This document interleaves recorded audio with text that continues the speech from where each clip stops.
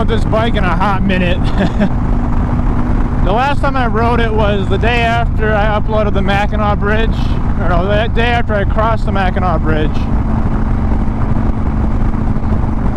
So that would put it right around mid-June, just past my birthday, and now it's almost August.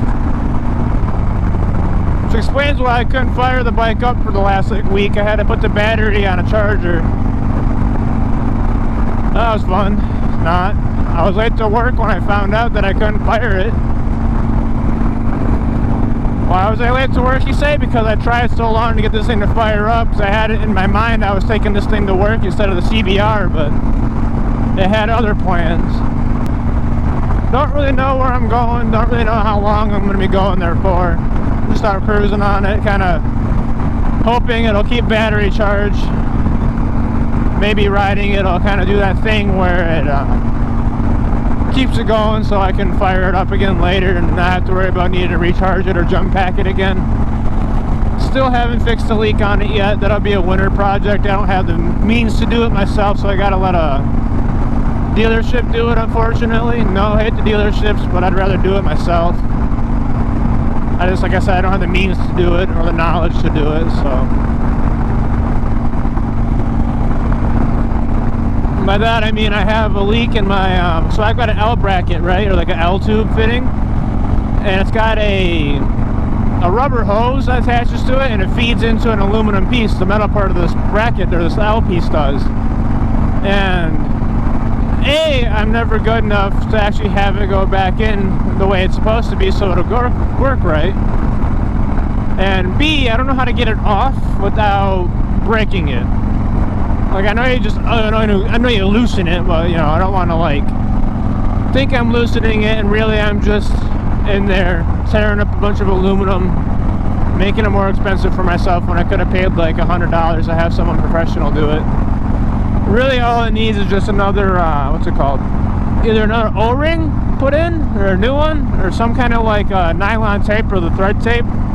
It's just leaking out the threads, because it's been in there since I bought the bike. It's an oil pressure gauge sender unit that doesn't work. That's that right there. But I digress. I'm out here riding the bike. That's all that really matters. I got to get used to it again, because like I said, it's been so damn long. Like, this bike sits taller than the Honda, and I'm sure some of y'all don't believe that if you're new here, but I'm rocking a stunt setup on this motherfucker, even though I don't stunt it. I corner with it, that's about it. And even then, I'm not going to corner hard this video because, like I said, I'm not used to how this thing rides. It's been a while. I'd rather not be overconfident and go whoo down, you know.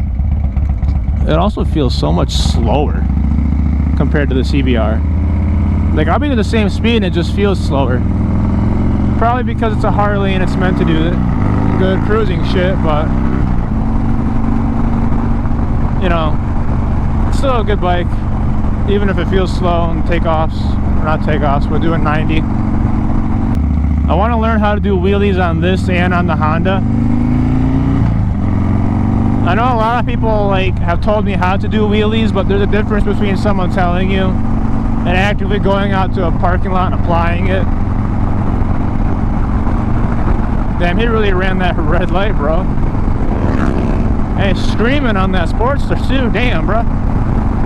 But I'd rather go to a nice parking lot, you know, wear full gear for once in my life. I need to get a cage on this bike before I even attempt that either. And then a chain drive, and I want to do the oil pan mod so I can actually, like, not starve my pistons. I'm not going to get anywhere near 12 o'clock anytime soon on this motherfucker, but it'd be nice to have that little bit of reassurance there. That the oil, I'm looking at a Harley hookup oil pan's deeper, and the oil sump is in the rear, so it'll still keep pumping oil to the front jug even when it's up. So I'd rather not blow a jug on this bike. This is my baby. That's why I put so much damn money into it. I still haven't even put the fairing on it yet, but, you know, it'll be there. Still got to get matching pegs and levers and shit for the risers I've got on this thing, so that way people will stop saying that I don't have anything else gold on it and that I should just paint them black. There is a method to my madness, but they refuse to see it. Also, this light's green. Why aren't we going? Thanks. I'm really thinking about getting a different exhaust. I love my Thunderheader so much, but it's rustier and shit, which is a Thunderheader thing, but everybody gives me shit for it. I mean, it sounds good though. Like, you can hear me on the letting off, it has that good Harley sound, you know?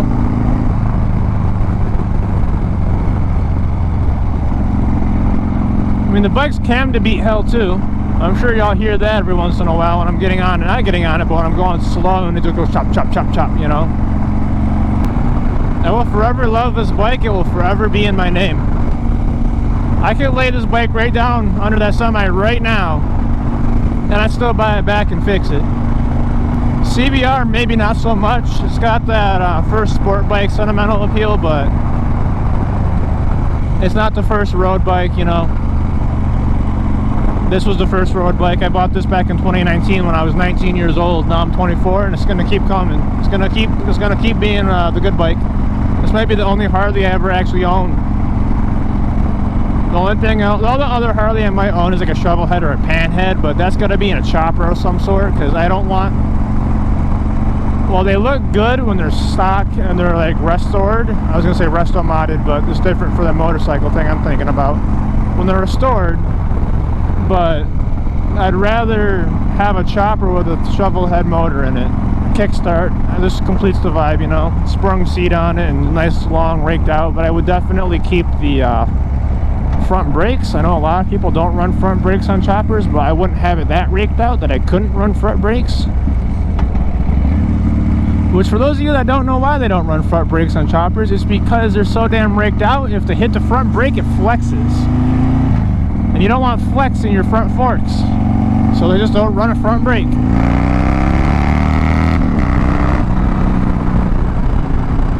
Still want to get, I might get a Sportster too, actually. I lied. If I can find a really dirt cheap one that's probably been like dropped or laid down or something like that, I might get that and put a cage on it to protect the motor a bit more, and I might stunt on that. I might save this to beating up of stunt riding and just mob out on a sporty. I'll look ridiculous, but that front tire in the air is gonna change a lot of minds, you know. I just gotta get to that point on something. I can do power wheelies on the Honda. The Harley kind of does little tiny baby power wheelies. I can feel the front come up and then back down, but not a lot. Still wanting to get a Hayabusa next. If the Hayabusa falls through and I get impatient, I might get a, and the Sportster doesn't happen. So I'd rather get one that's already got a chain drive on it, so I don't gotta go through the headache of swapping out the pulleys and the sprockets and all this other extra stuff. I might do a super glide, another Dyna, but I put the FXR fairing on it, some nice clam bags. I'd still put the suspension up top or up high. I wouldn't have piggybacks though, so I could run the clam bags or the hard shells. I just have like the nice straight suspension that's tall, so I can still corner like I normally do. I really gotta clean this bike though. Oh, and I'd also put I wouldn't put a Thunderheader on the Super Glide. I'd put probably like a Road Rage or something like that on it, a Bassani, just another 2-in-1, you know. 2-in-1s are good sounding to me and I like them. They really clean up the look of the bike and they keep you with a good lean angle, in my opinion. Honestly, if I ever own a bagger, I might get an Indian. Not a Challenger. Challengers are overrated, in my opinion. I got a t-shirt on right now that says Indian Challenger, but that was from a free demo I went to, like twice. It's a really cool dude that ran it. He let me help him load the bikes. That was pretty neat. Well, he let me load the Scouts and the FTRs, but when the baggers came out and I was trying to mess with the clutch on them because, like, by mess, I mean I was feathering him at a lot and, you know, not really going that far. I think he got sick of it and was like, yeah, whatever, just let me get on him. But those of you that don't do demos or that you want to go to a demo, keep in mind that these bikes have been around the country and not everybody is always like nice to them. So some of these clutches are beat to shit and their friction point, like my friction point's like right there, like literally barely letting out. And some of them are almost all the way out before they even like think about catching, you know, which isn't a big deal. Once you find the friction point, you're pretty easy. But then again, most of the time when you're riding on a demo ride, they're gonna have a group ride. I got lucky on the Indian ones and there was no group ride. I made all the videos private because, again, Hero 7 silver white, Hero 7 silver, my bad, wasn't really that good for recording motovlogs because A, it didn't have a mic, so I had to try and yell to be heard, and you're not going to hear me over wind at like 70. And B, that was just a different version of me than I am now, so it didn't really fit in with how I act, record, and ride. Also, I'm thinking about starting like a Patreon. I have nowhere near enough people to even think about starting one, but it's been an idea of mine for a while.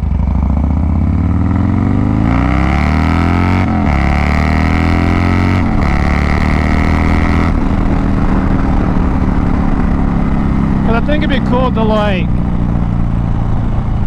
even if only 2 people subscribe to it for $1 a month, that's another $3 a month. That's like 3 days of a big gulp from 7-Eleven, because I have the Speedy Rewards stuff, and 7-Eleven is how they go through. Yeah, you know, whatever. So, you know, that'd be cool. Free 3 drinks for work. But I digress. I also thought about doing like just a quirky merch lineup. You know, have my logo on the front, and then on the back be like, I paid X amount for some dipshit to get money. And have it be something ridiculous. Like, I'd never even sell them. Like, oh, that sucked, I hit that. Hope that didn't stick. But be like, I paid $1,000 to buy this t-shirt so some guy could get money. Or something stupid like that, you know.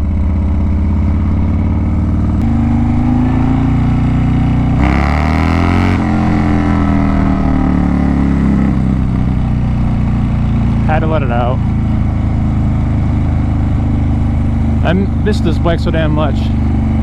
Now imagine if I could just bump this front tire in the air right through here. That'd be even better in my opinion.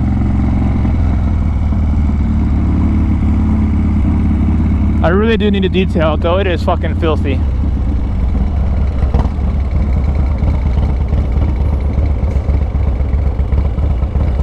I'm probably the weirdest dyno bro y'all will ever meet, because like I have the bike to do wheelies and stuff, but I don't. I can corner really good on it now, but I don't.